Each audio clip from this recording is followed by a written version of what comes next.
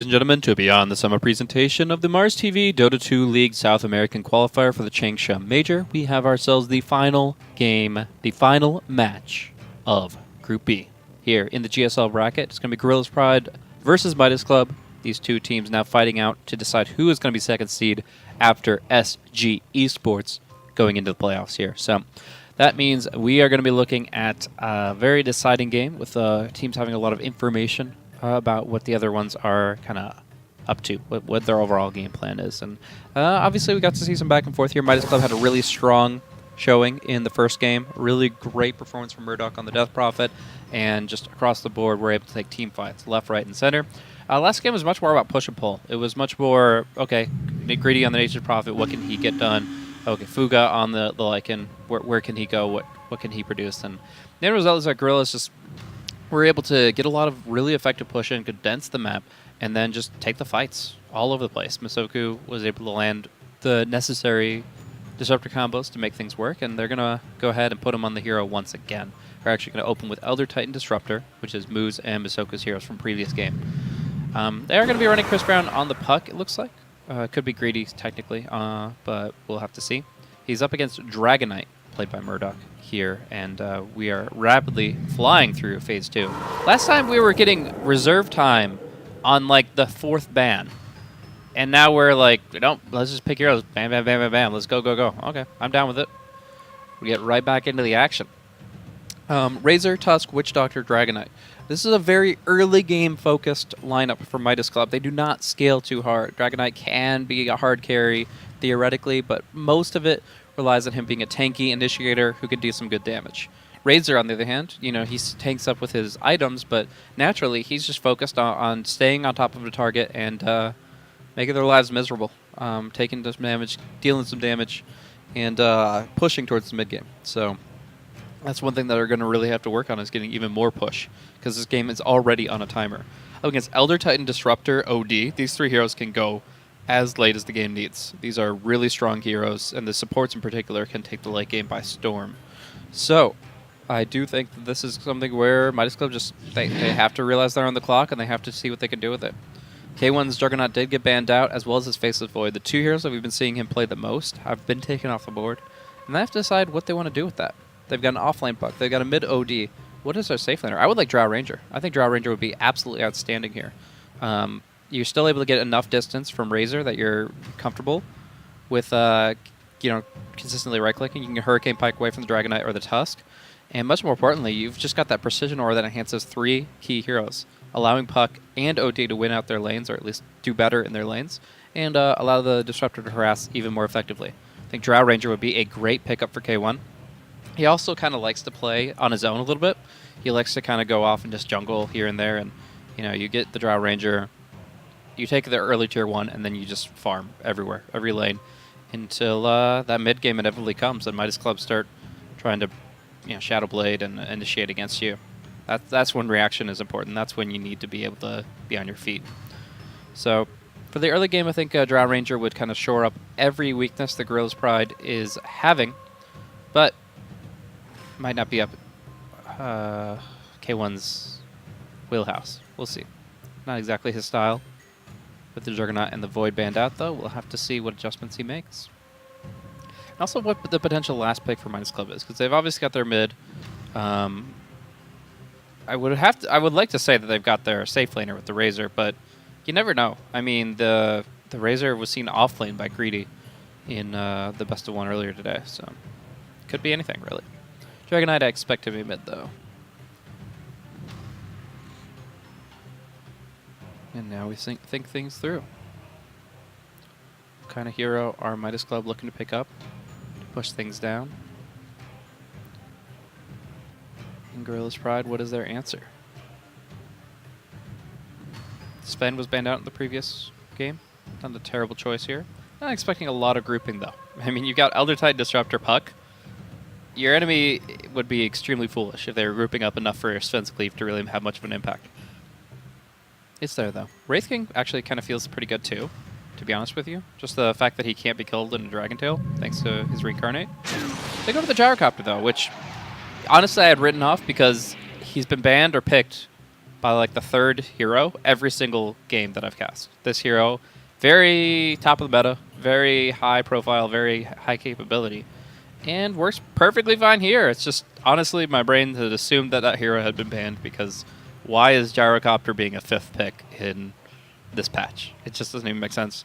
That hero is extremely strong, is going to be able to collaborate with his teammates in the AoE team fight while still being able to do good damage in single target. The biggest thing, I think, is getting him tanky, getting him built up. If K1 goes for like the Hurricane Bike Rush, then, you know, it's okay, but I think he can do better. I think he kind of get a stand and deliver build that could be pretty effective, and should be just enough to absorb through what we're seeing from the DK Razor early on. Gorillaz, are they the ones to make this work? I mean, this is a really strong lineup coming from them. Disruptor, ET, Gyrocopter, very comfortable picks here, and ones that can pretty much execute any single team fight that their ultimates, their short cooldown ultimates, are available. Midas Club at a loss. What do they go for? How do they deal with this? Heaven's Halberd is really good against OD, so maybe something that can carry that. BKBs are going to be necessary no matter what you go with, though, right? Because you're up against Elder Titan and Disruptor. Wow. Of literally all the heroes that they could have selected, Sniper was the last one on my list. You could just go, like, okay, go to Dota 2, go into heroes. What are they going to go? Tidehunter? Underlord? Meepo? No, Sniper. What? What is happening? Oh my gosh. You know, he's a good hero to poke and prod and push. I gotta say, this is unexpected. So I guess they're looking for the Sniper versus OD, the classic matchup. You're looking at Razor bottom, Dragonite safe lane, Sniper mid versus OD with support from Tusk. You just you do your shrapnel headshots when he's caught in the ice shards, and you make his life very sad. It can work, it definitely can, but man, do they have to win these lanes. If they like come out of the laning phase like 0 and 4, they're just done. Like, how do you win after that? You're relying so much on these single target disables against a lineup that just can team fight so hard. It's crazy. At least right now we see Fuga on the Sniper, Murdoch on the Razor. Will they swap? It's possible. Who knows? Fuga doesn't have any of those cosmetics. Doesn't seem like a Sniper picker to me. Everybody has Sniper cosmetics. Just kidding. But we'll see. We'll see what we have in store. For right now, RZS, comfortable in the Witch Doctor. Hiko has been playing quite a bit of Tusk. Those are definitely sticking. But these cores could swap around a little bit. We'll keep an eye on it as we get into the game. Sniper. Big Sniper. What are they doing? Let's see. This could be like glorious, amazing, incredibly genius. Or it could just be like, it's very sad. Very, very, very sad. All right, we'll see as we get things sorted out here a little bit. But yeah. We have ourselves the third game of this best-of-3 series, and we'll get into it here. As I do favor G-Pride at this point in time, but you know, a lot of things can happen. Trying to pull up if I can see who their opponents are going to be. All these documents. Oh well, not too important.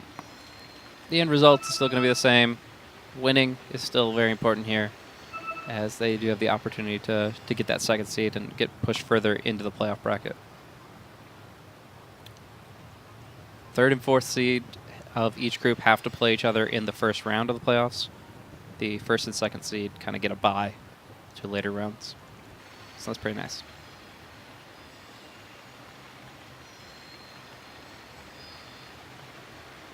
Alrighty, but time is ticking away, and we're still kind of waiting for it.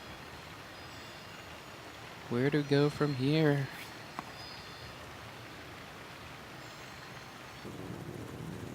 Baxter, you know I don't speak Spanish. Waiting out here. It's probably Portuguese, and I've offended like 8 people, but I'm sorry. Is this a vanilla courier? These guys got the wiener dog. Waldy the Faithful. That's a pretty cool guy.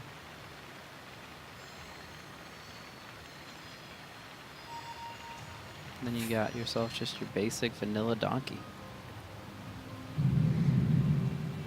Default Courier by G-Pride Moose.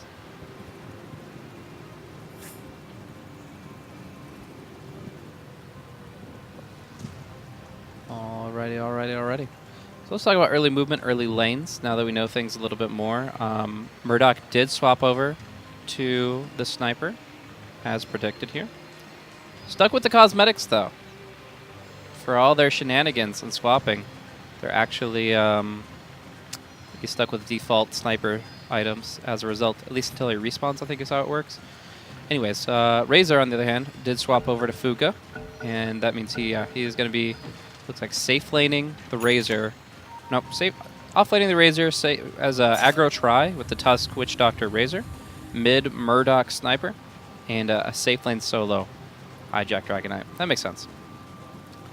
So, swap does come through. All of these, though, as they were before. And things happening with the OD. Alright, so it's going to be pretty much exactly what you'd expect. Windlay start for the Elder Titan. Dragonite's just going to have that stout shield and some decent regen. He has the mango in his backpack, so he's going to have plenty of long-term sustain once he gets that Dragon Blood.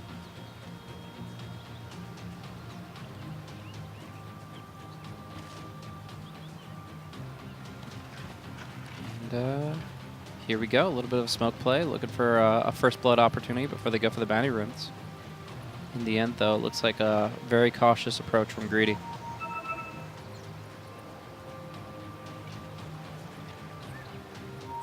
Got some good potential for wards out here, though. RZS has pretty much made his way entirely through the jungle without being seen, so can have an observer anywhere he wants without it really having a good chance of getting dewarded.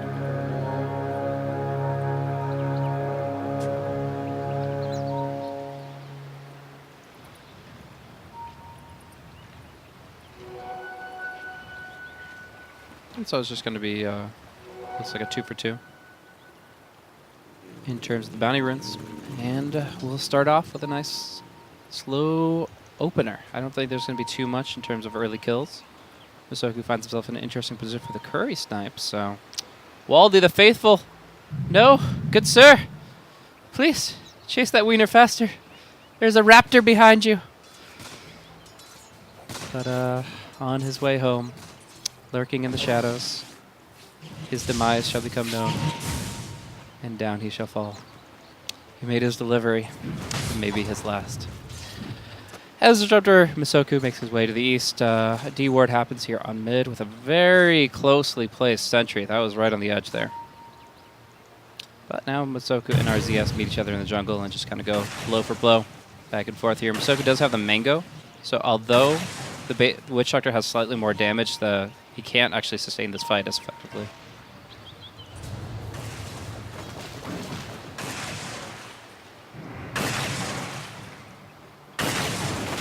And, Moose just kind of gets to control things. Once again, we're going to see if it blocks the camps here. Oh, nice cast. Oh, that's very dangerous. A lot of damage coming in here.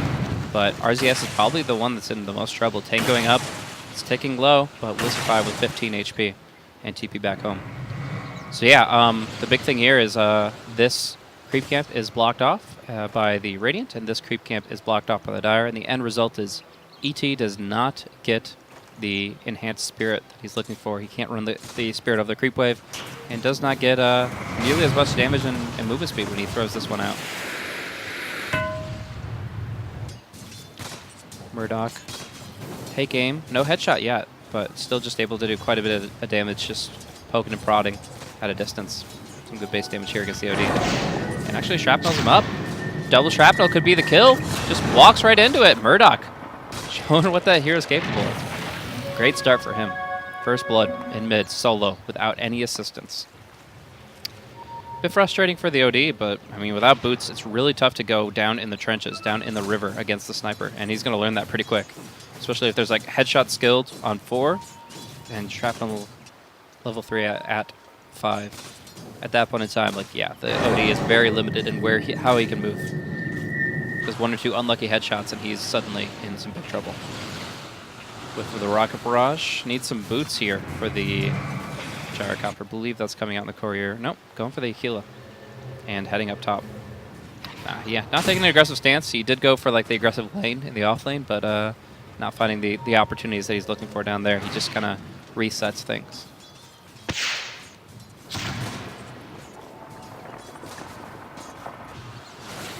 Boog, on the other hand, 2 points of Static Lake does have his boots up and can definitely go toe-to-toe with some of these guys here. With the Ice Shard, Snowball, and Orb of Venom. If the Greedy ever uses his Orb, he's in some real trouble. Speaking of trouble, Hijack up top, all by his lonesome here, trying to fight his way out, but even 2 points of Dragon's Blood, he's still taking a lot of damage here. And going to be dropping pretty low, though. I think he should survive with the Magic Wand. Ice Shard's coming in, trying to turn it around a little bit here. Hijack down to 100 HP, and he'll stay at about that threshold.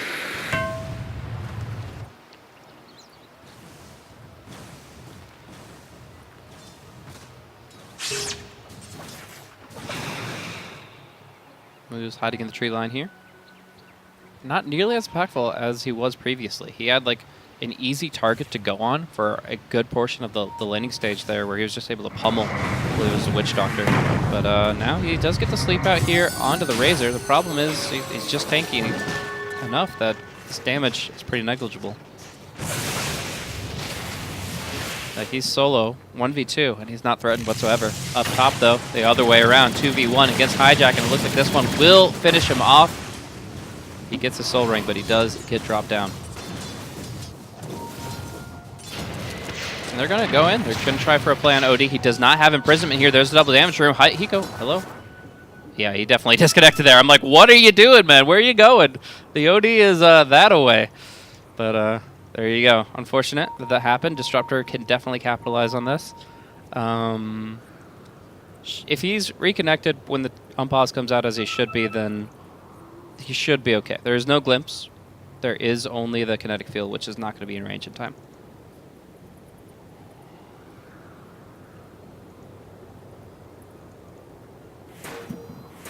We'll watch the action on mid as Moose makes his way that direction as well. Does not have mana for the combo. If he has Magic Wand, I think he might just have enough. We'll see. He's flanking. And Disruptor just cancels the TP entirely. And actually, they're still going. What is going on here? Under the tower. He's taking a few tower shots now. Is there going to be... Yep, Magic Wand.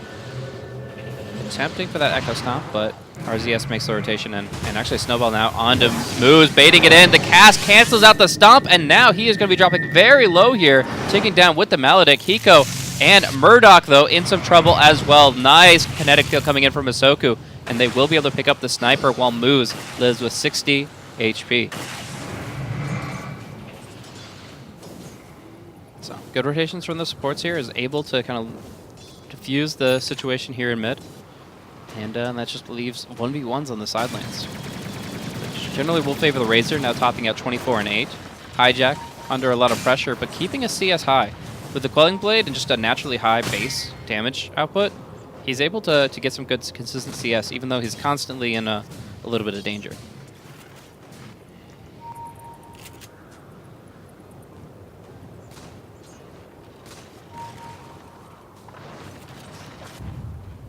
Double smoke coming in. Poking and prodding with the Assassinate, but it's actually going to be the Witch Doctor, Elder Titan, and the Disruptor that are in a little bit of trouble. Fakes out the cast, finally goes for it. It does not bounce around, though. Chris Brown going to be the first to fall, but who is next on the chopping block moves? Going to take a lot of damage here. Needs a headshot from Murdoch. Just shrapnels it. Will that be anywhere near enough? Not without the Ice Shards available.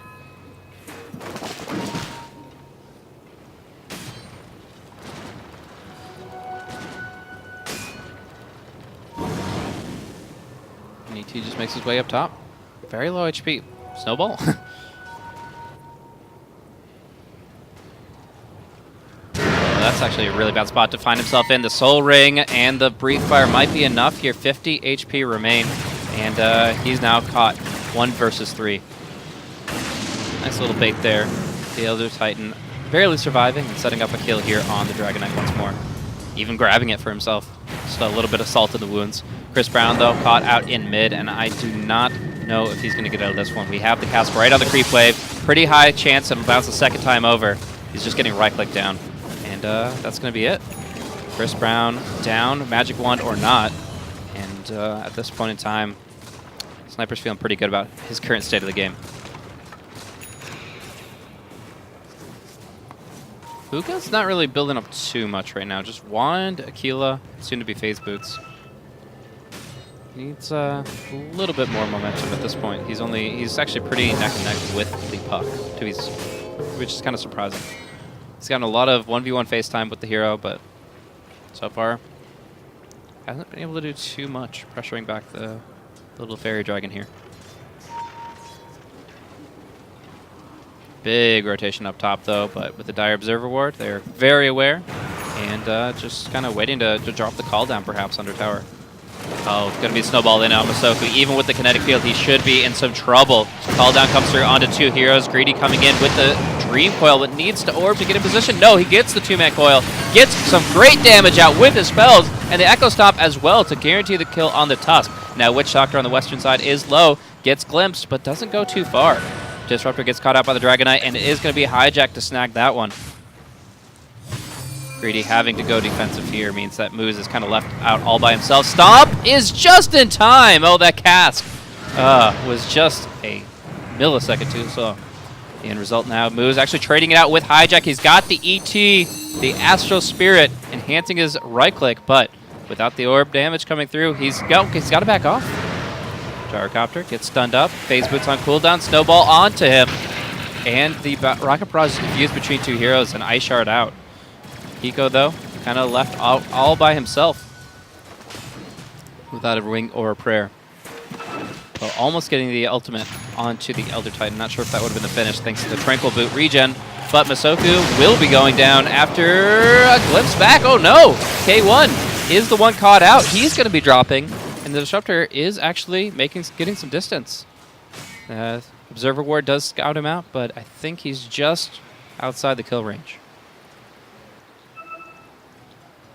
Very, very interesting game. Very active, back and forth.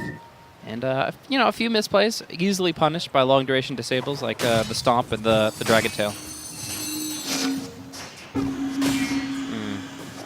Not sure this is a fight you want to take, Puck. He's got 3 points of Dragon's Blood, but still committing against him. I mean, he'll get his orb up at a very short time span, but once that coil is done, if he can't get the Stomp, then Hijack's going to get out of here. Yep, and the Stomp is going to be missed.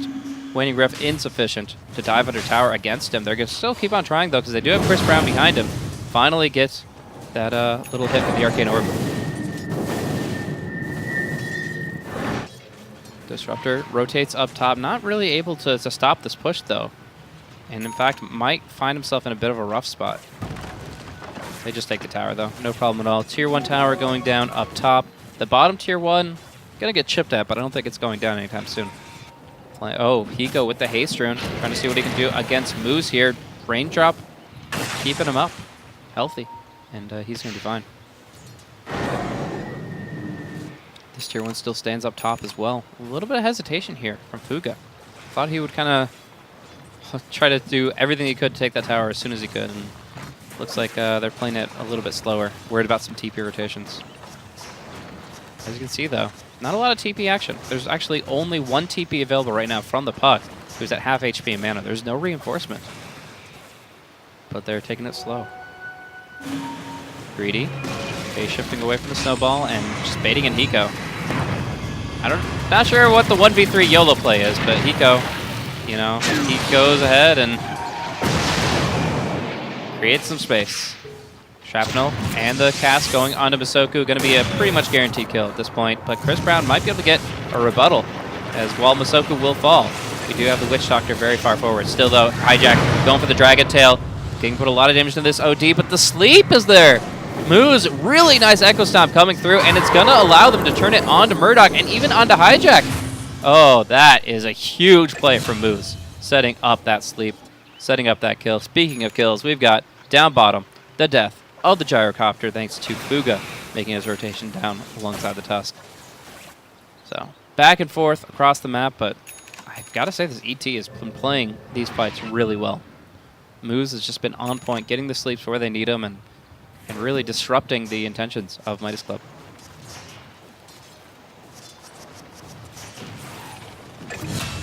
Okay, as I'm checking out graphs, we do actually have a kill over in mid. How? He must have been assassinated.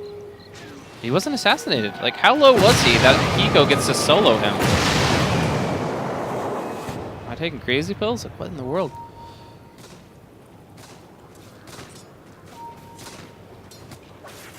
Alrighty, well. OD down, Tusk as well. Good trade for Midas Club. Tier 1 has fallen at this point up on the top lane. And for the Radiant on the bottom. It's good stun opportunity here on moves. They get the cast, but they will need a Dragon Form to guarantee the follow-up. They're just going to go ahead. Dream Coil. There's the Spirit. There's the Stomp. Onto Fuga. Followed up with the Missile. Big damage coming in just a moment here, but the Earth Splitter gets faked out. Now K1, half HP, kind of out in the river. Ice Shards onto Greedy. And just everybody scatters. Death Ward is available for this engagement. It can definitely make or break how this fight plays out, but the Static Storm is the first spell that I think we're going to see fall down. Call down and Kinetic Static could be a big deal here. Going to be able to focus down on the Dragon Knight hardcore, but they got to keep the glimpse for the Witch Doctor Death Ward. He throws out the cast, doing some good damage here. RCS dropping the full combo, and he's out of vision. They don't see him. He's just Death Warding the entire time. Masoku can't get the glimpse off, and now he's going to be obliterated. RZS with the plays there in the tree line, able to turn this right back around. You expect a team fight in the trees there against multiple targets. You'd expect the Disruptor Gyrocopter to prevail, but they just got completely outmaneuvered. And now push ensues down on the bottom lane. Murdoch's like, hey, what's up, guys? You've been killing? You've been busy? And they certainly have. Observer Ward now scouting out a very beefy Ancient stock for Gyrocopter.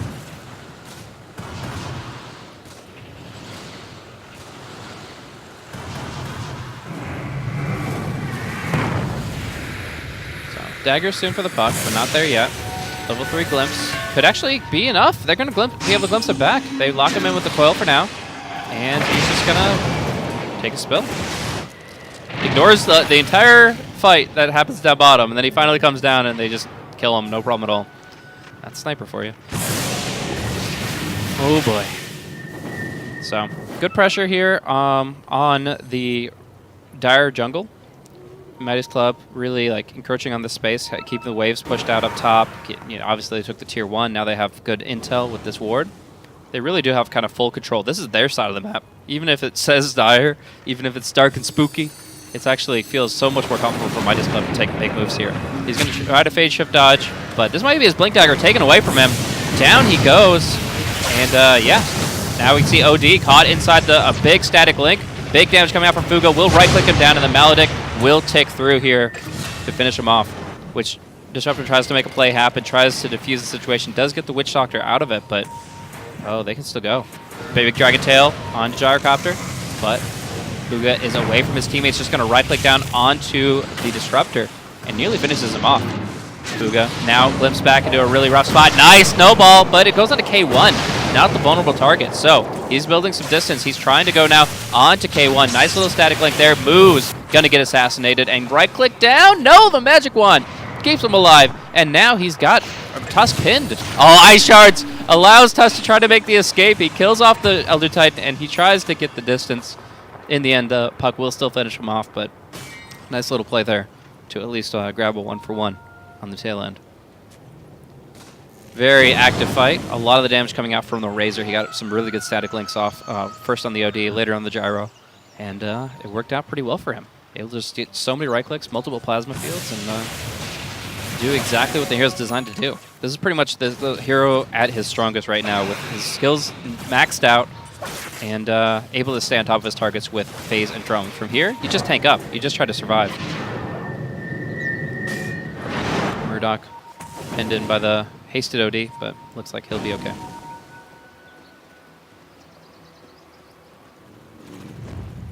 Two-man smoke. Not exactly sure what they're trying to accomplish here. Might have even been seen by the Radiant Observer Ward, but you know, just waltzing through the jungle. What is this smoke?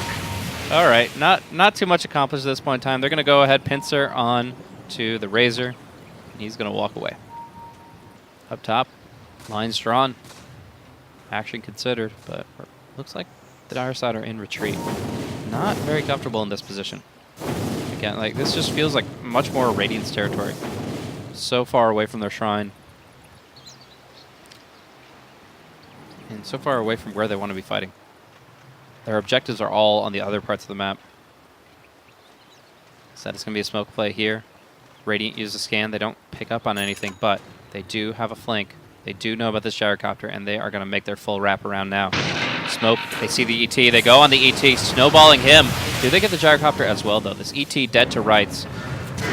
But the gyrocopter will be able to get the TP away. A long TP, wow.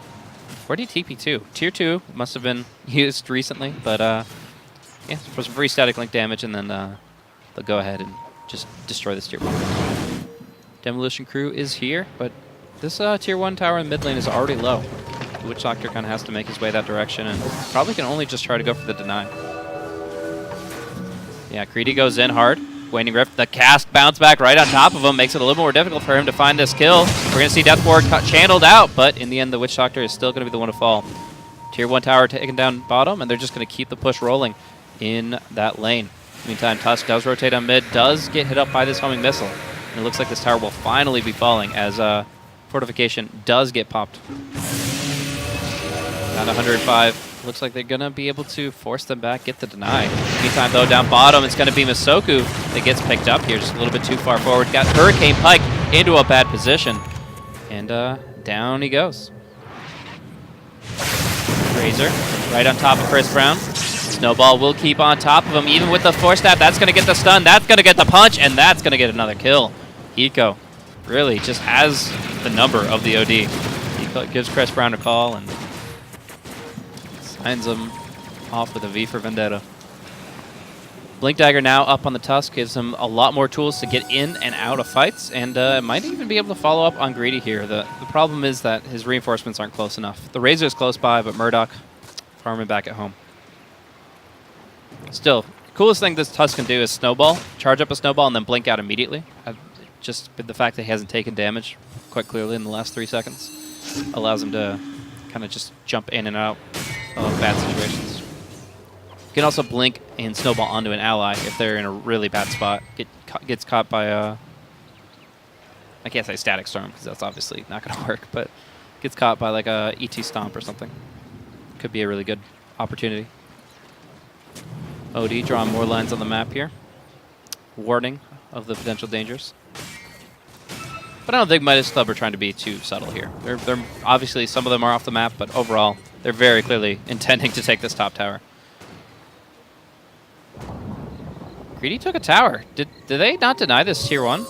It was at 106 HP, so it definitely could have been taken care of, but looks like that never happened. Greedy crosses it off his to-do list. Razor exposes himself a little bit, but they don't really have the control. No glimpse coming in. And Witch Doctor on the flank. What's he doing here? Very far forward. He gets a soul cast, but the kinetic and the static are not joined together. Greedy Waning Rifts on the front line. Keeps the Witch Doctor out for a little bit longer, but in the end, the only one in trouble is actually the Dire. The Puck and the Disruptor both being picked up here. And not getting too much on the bottom lane. The ward is nice, but the tower did not take too much damage at all. And in fact, what? Gyrocopter gets caught out too, tries to drum himself away, but they remain on the hunt. That Blink Tusk, that sniper, you just can't get out of their range.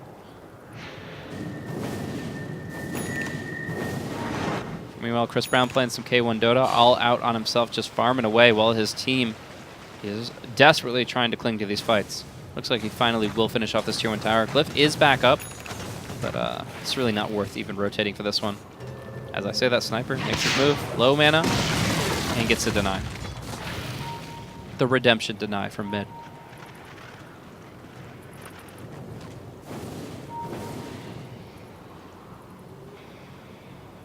So really lacking up farm. 1,500 net worth. I mean, you could say the positive of that is his buyback only costs 200 gold, but I have to say that he would really prefer to have some items here. Glimmer Cape is okay, not that great. Probably looking more towards like a Force Staff, or in some cases you even see the Ether Lens because you already have the Arcanes. OD Aura allows you to kind of sustain your mana pool quite effectively without Arcane Boots. so I'm not sure it's a big concern.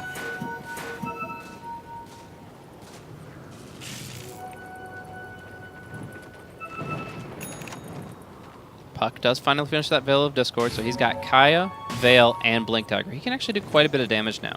Puck is more innately designed to be a control hero rather than a damage one, but with these kinds of items, you absolutely can just destroy somebody. We're seeing that here. It's blinking right in. He tries to snowball. That doesn't work. You can't do that. Puck does get hit up by a few good spells. Has the phase shift. Got to use it soon, but we're going to focus on the Razor. He's going mono duo, trying to bring down the Disruptor and the OD, but in the end, just gets clipped right back into 4 heroes and gets blasted to oblivion. Now Greedy getting a little bit of vengeance now that the Maledict has worn off. Going right onto RZS, keeping tabs on him. And blinking forward to try to get this kill. In the end, it's going to be the Gyrocopters for a double for K1.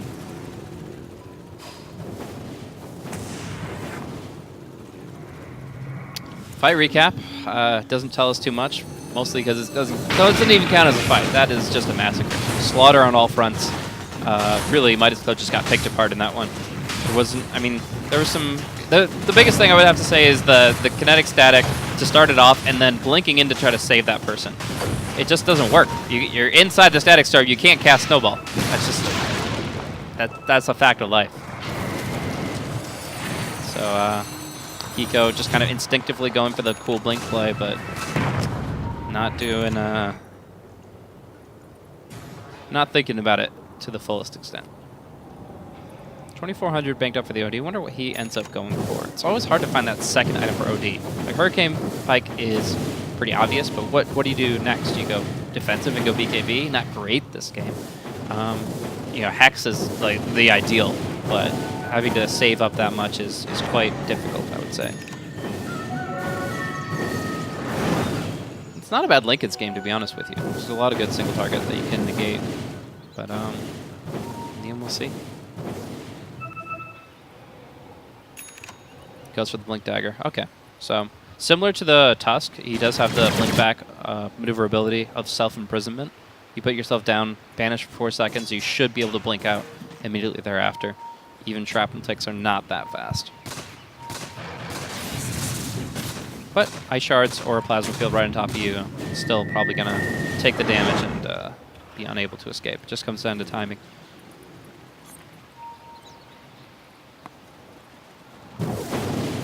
11,000 net worth on the Razor. Just about the same for the Gyrocopter and the Sniper, even the OD. Look at all these guys lining up. 10,000 to 11,000. There are 5 heroes within 1K of each other.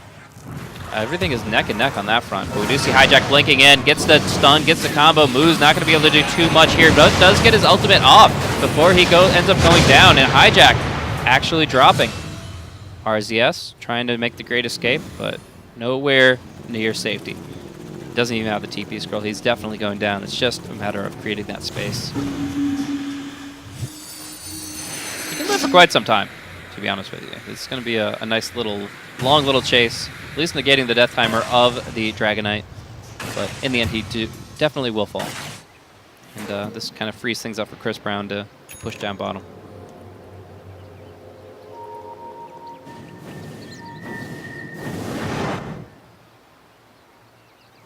So, not the fight they were looking for.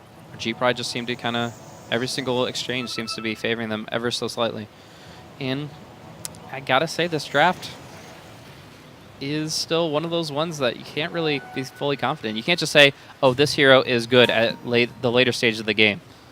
Because, like, Sniper is an amazing hero if he's 6-slotted. But the problem is, you have to be able to stand and attack your opponents. You have to be able to kind of kite them around, keep your distance. And you know, when you only have 2 stuns, it's really hard for that to actually consistently happen. You just, yeah, okay, Tusk can help you out. Dragonite kind of doing his own thing. Witch Doctor cast, it's good, but it's not enough in these fights. He's not able to really realize his full potential, and all G-Pride have to do is just focus him down. Going for the smoke play. It's actually really well timed. Right now, scans are available, but neither being used. And this could be extremely effective. This could allow them to take out everything else on the outer towers, or even go for the mid. Hijack is the one that's caught. It's going to be tough to blink away. And Hijack actually gets the Glimmer blink away himself because of the Hood of Defiance. Oh my gosh, it's so clutch. The barrier active makes it so that the Thunder Strike doesn't tick, and his Blink Dagger comes back off cooldown. Oh my goodness, that's actually so important. Thunder Strike usually keeps your Blink Dagger consistently on cooldown with a strike interval of 2 seconds, and of course it gives you vision on the target. But when he was Glimmered by the Tusk, the vision didn't matter, and with the Hood of Defiance, yeah, he's able to keep that Blink. That could have been a big pick. You find the Dragonite there with the creep wave as it was, like out here. You can just kind of at least go for top lane, if not push in and do a lot of damage to tier 3. Roshan's also on the table for a lineup with a little bit more single target damage, but I'd say Gyrocopter's not quite there yet. Jumping in, Hijack onto the puck, trying to bring him down before he can pop anything, and down he will go indeed. Nice little kinetic field, splitting things up a little bit, but Masoku is still very low indeed. Ice Shards doesn't find anything.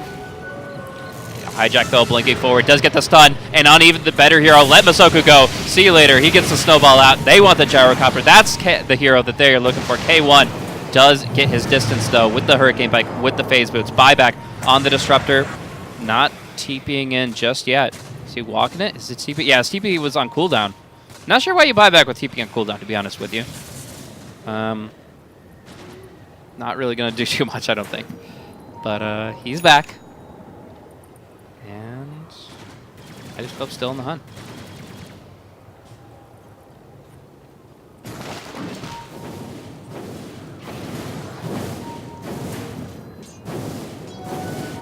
Well, that diffuses it pretty well. A nice pickup on the puck. Nice waste of the Disruptor's buyback, even if it is only 280 gold, being a 2350 net worth hero.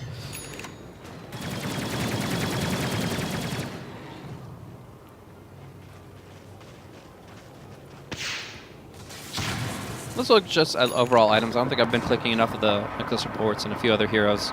So just to keep tabs on everything while I have the chance. Gyrocopter's working towards his BKB. OD is pretty much sitting on exactly what he was. Does he have anything special here? Oh, he does have a full BKB. I'm like, yeah, he should have been farming something. Well, he certainly has. Even more than I considered. He does now have a BKB on top of his Blink and his Pike. So defensively, doesn't really have to have too many worries.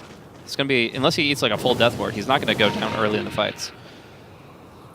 They have a gem and a 4-staff on Moose on the other Titan. And they're feeling pretty good, I think.